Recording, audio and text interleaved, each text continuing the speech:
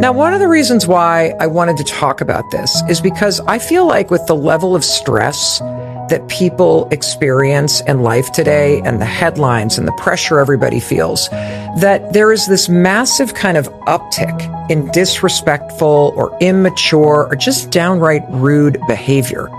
And you may be seeing it when you're dealing with disrespect. You get to decide if this is worth your energy or not. You get to decide if you're going to be the world's manners police or you're going to be the person that enforces the rules. You get to decide whether or not you call people out.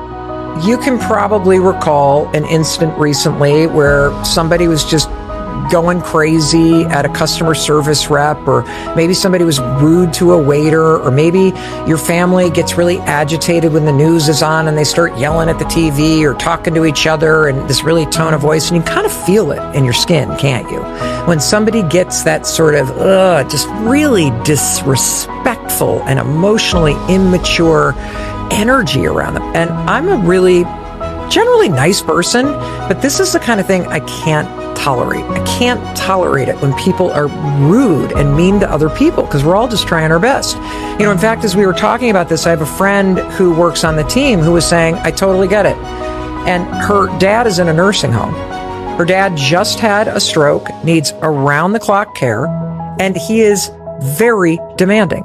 And if you have somebody in your life, whether it's a grandparent or a parent who's getting older and they're starting to do that sunsetting thing and they are throwing the temper tantrums and they get really like nasty and kind of angry with people around them, it's like embarrassing because you've got a grown-ass adult throwing temper tantrums and saying things that are disrespectful. And if you're the family member, it's like you're standing by and you're like, oh my God, I cannot believe this person is acting like this.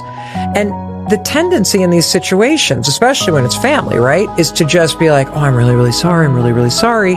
And what I loved about my friend's approach is she just pulled the nurse aside and was like, he's a tough old bastard. I guess you and I are in this together. Really appreciate you taking care of him and being calm. It means a lot.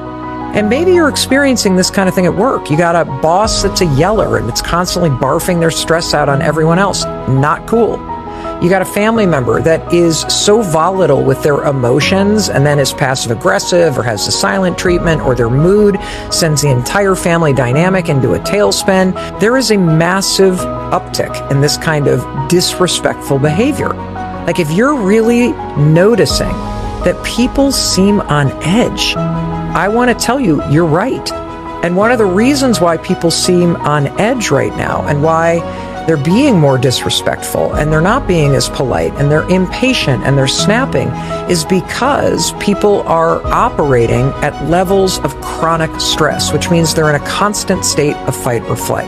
And so in these big moments, one of the things I want to remind you is your peace is worth protecting. And I have found more and more and more that when I find somebody out in public or I find a family member who is acting with overt disrespect, I'm just like, let them. And here's one thing I want to clear up. When you say let them, you're not just letting somebody be disrespectful.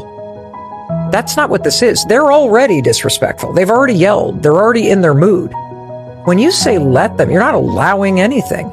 You're calling it out. You're calling it out to yourself and you're drawing a boundary and you're saying, let them be disrespectful. Let them be immature. Let them use that tone of voice. Because I recognize that this is not worth my energy and I'm not going to try to control it.